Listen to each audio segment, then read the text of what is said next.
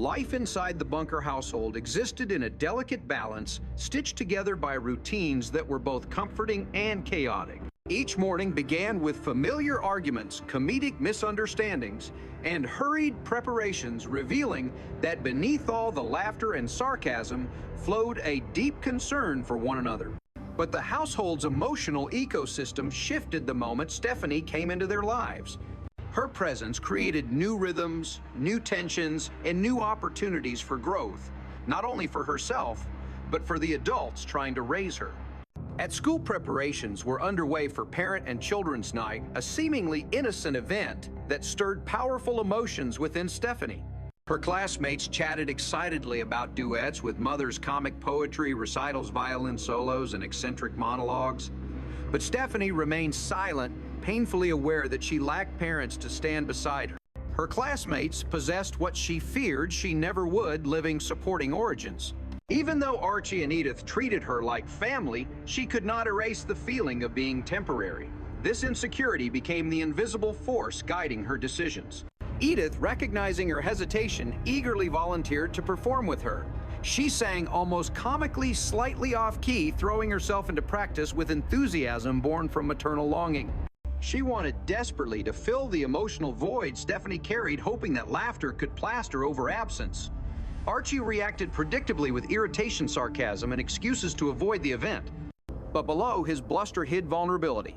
Public settings forced him to acknowledge emotional investment. Children's concerts had always frightened him because they magnified parental pride, and pride in turn betrayed love.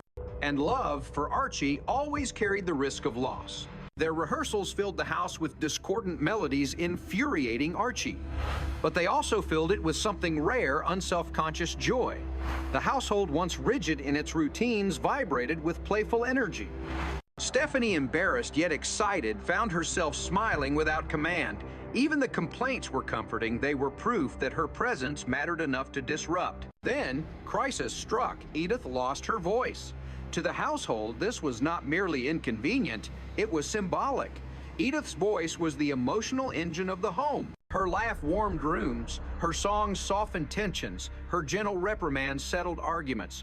When that voice disappeared, silence thundered.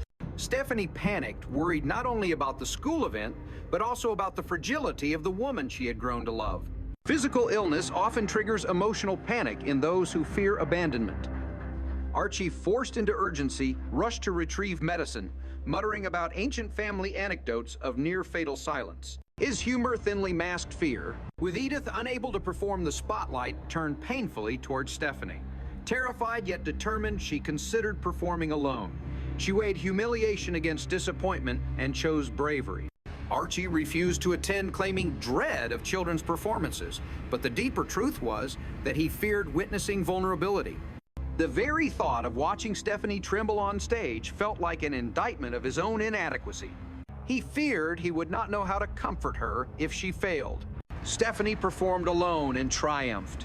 She won first prize. The auditorium echoed with applause, not only recognizing her talent, but affirming her worth. Yet when she returned home, eyes bright with pride, she found Archie absent. The father figure she wished to impress had robbed himself of the chance. Only later, ashamed, did he apologize. This moment illuminated a universal truth: children require witnesses. Achievements feel hollow when not validated by those we love. Soon after, romantic turmoil entered the household with the arrival of Albrecht Klemmer and his fiancée Judith. Their relationship teetered under the weight of nostalgia. Judith suspected that Albrecht admired Edith too much, interpreting every affectionate gesture as emotional infidelity. Edith, unaware of her effect, became the unintended rival. The scene escalated into dramatic accusations, tears, and panic, revealing a psychological pattern common among adults approaching marriage: fear of replacement.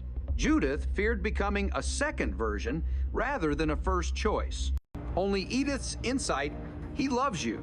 Because you restored equilibrium. But serenity never lasted long. One late night, Stephanie woke with severe stomach pain.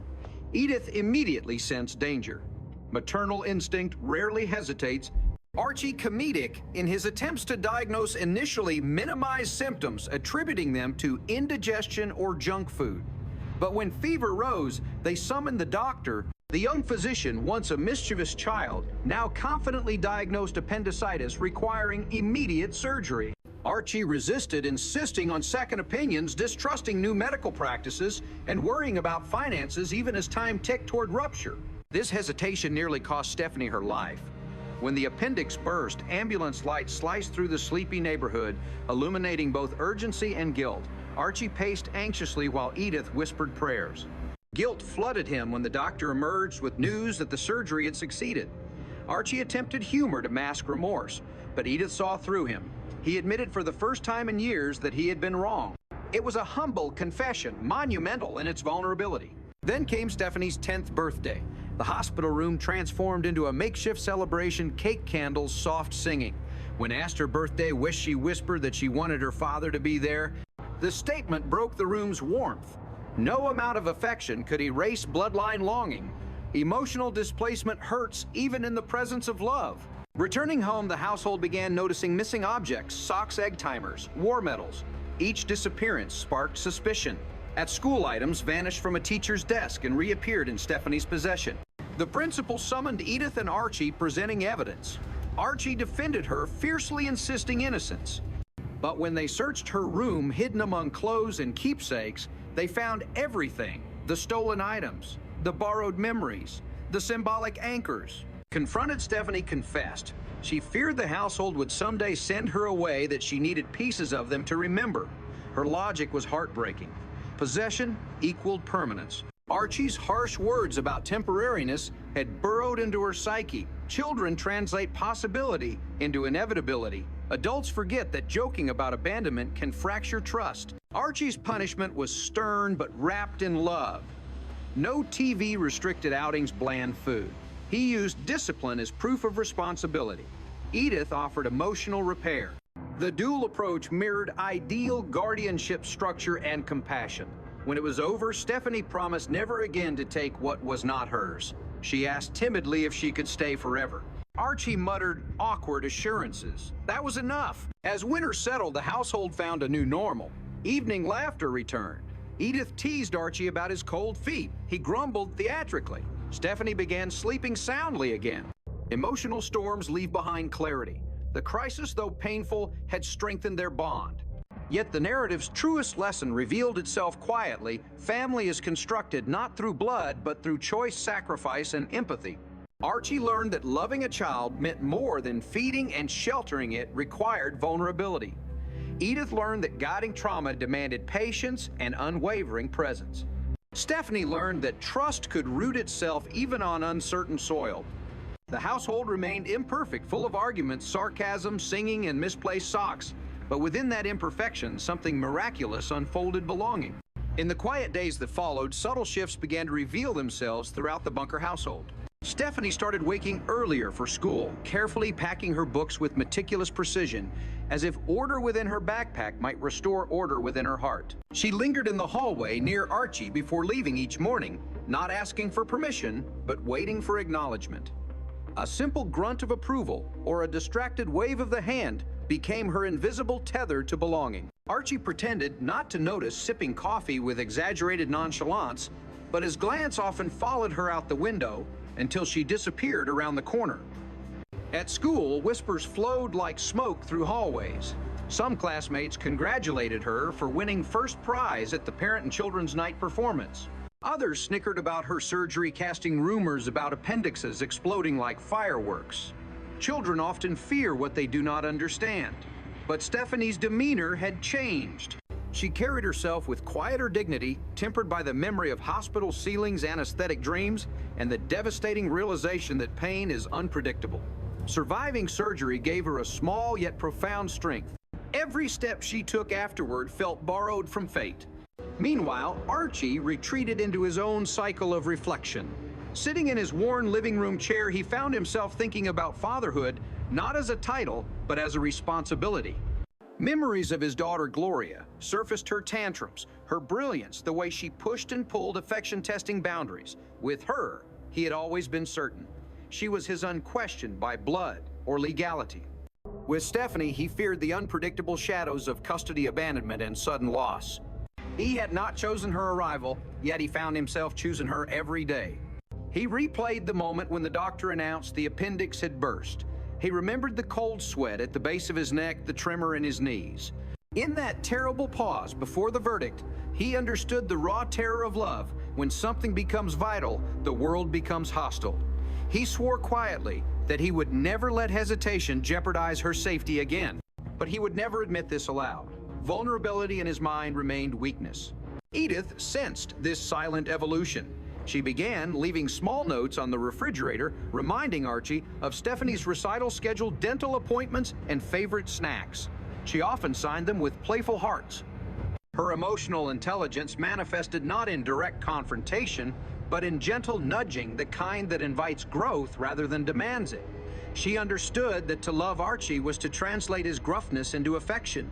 She hoped Stephanie would learn the same dialect. One Saturday morning, the household gathered in the kitchen for breakfast. Pancakes sizzled on the stove, and Edith hummed softly while flipping them. Stephanie poured orange juice with a careful hand glancing toward Archie, waiting for the inevitable joke about pulp and seeds. But that morning, Archie surprised everyone. Instead of grumbling, he asked Stephanie how she was feeling. The question weighed more than the words implied. Stephanie smiled shyly and answered that she felt better. Archie nodded, then added that he had read in the newspaper about unnecessary surgeries costing billions of dollars. Edith rolled her eyes, but there was relief in his tone. He was offering reassurance disguised as skepticism. Later that week, the principal from school telephoned, again requesting a follow-up meeting. Anxiety surged through the household. Had another theft occurred, had Stephanie been caught in another misunderstanding? But when they arrived, the principal praised her honesty. Returning the stolen objects had demonstrated maturity and courage. He noted that she had apologized sincerely, and the teacher had accepted. Archie's chest filled with pride, though his expression remained stern. As they left the office, he patted Stephanie lightly on the back, his touch awkward but full of meaning. Children learn affection through gestures, not declarations. In that moment, Stephanie felt seen. Outside, the school leaves swirled in the wind, signaling the arrival of autumn season of change. As they walked home, the sidewalk shimmered with crisp light. Edith spoke gently about forgiveness, encouraging Stephanie to speak openly whenever fears resurfaced. Archie remained silent, walking 2 steps ahead, yet slowing down whenever the girl fell behind. His body language betrayed what his voice refused to articulate. Over time, the emotional gravity of the stolen items faded, replaced by new household routines. In the evenings, Edith prepared dinners that reflected comfort, hearty soups, warm casseroles, homemade desserts. The smells infused the house with nostalgia, creating sensory memories that anchored Stephanie's heart. Food operates as emotional architecture.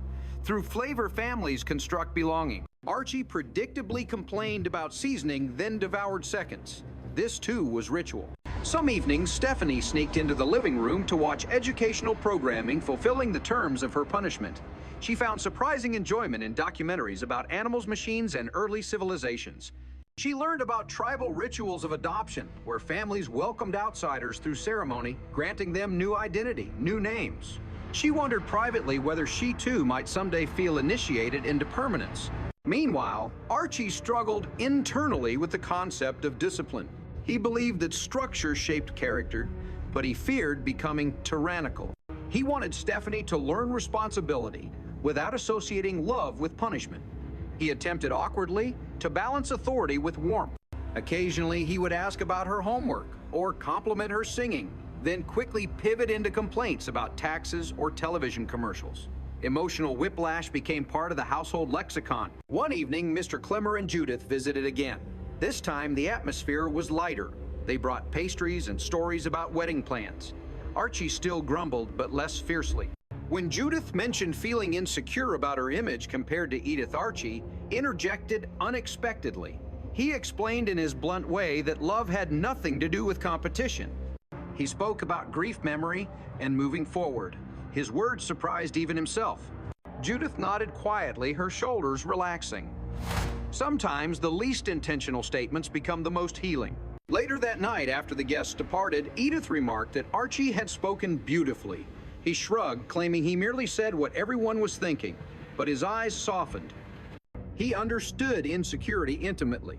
He masked it under sarcasm, but insecurity shapes the human experience as profoundly as love. As weeks passed, hospital bills arrived, financial strain loomed. Archie blustered about insurance companies, government waste, and economic decline. But beneath his tirades lay fear, the fear of losing control, of failing to provide. Edith balanced the checkbook, quietly reassuring him that they would manage. She always believed that worry shrank when shared. Archie believed worry demanded fight, not surrender. One day, while cleaning, Edith found a small drawing Stephanie had hidden beneath her pillow. It depicted three figures standing together, hands intertwined, smiling, beneath a sun-labeled home. The drawing's innocence pierced Edith's heart. For Stephanie, home was no longer a building. It was the two people who argued, worried, laughed, and made pancakes. Edith folded the drawing carefully and returned it to its place.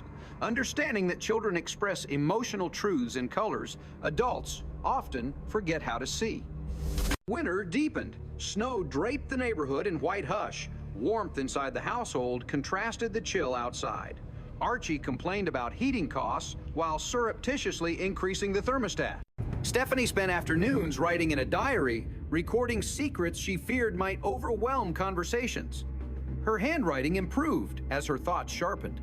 She wrote about belonging, about recovery, about the moment she looked from the hospital bed to see Edith's teary smile.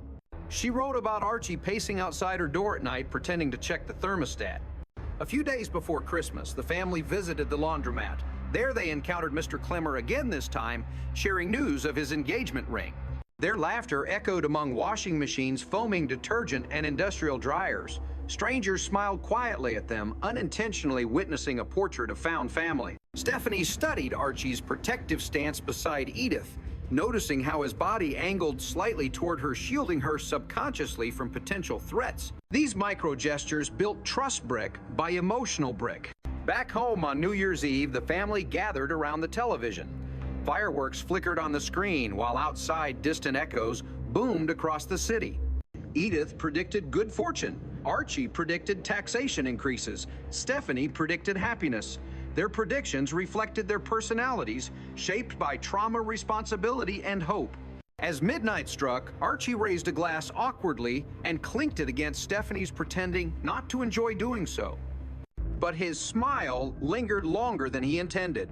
Months later, another minor crisis emerged when Stephanie came home saddened by a classmate's cruel comment. Children often weaponize words they do not understand. She retreated to her room feeling inferior, unwanted. Edith followed, offering reassurance through quiet stories of her own childhood insecurities. Archie hovered outside the door, listening, silently angry that someone had hurt her feelings. Emotional protection, he discovered, is not always physical. It sometimes requires patience. The next day, he walked Stephanie to school. At the gate, he pointed at the building and muttered something about big mouths owning small brains. Stephanie giggled. The comment did not erase pain, but it framed it differently. Humor became armor. Spring blossomed. Trees shed their skeletal outlines, replaced by vibrant leaves. The household shifted into lighter routines. Stephanie helped in the kitchen more frequently, learning recipes from Edith, each ingredient representing inheritance. Cooking transmitted cultural patterns, measuring affection in teaspoons and cups. One afternoon, while organizing old boxes, Stephanie discovered a faded photograph of Gloria as a teenager. She studied the expression, a familiar, stubborn smile, a flash of independence. Archie caught her looking, paused, and sighed.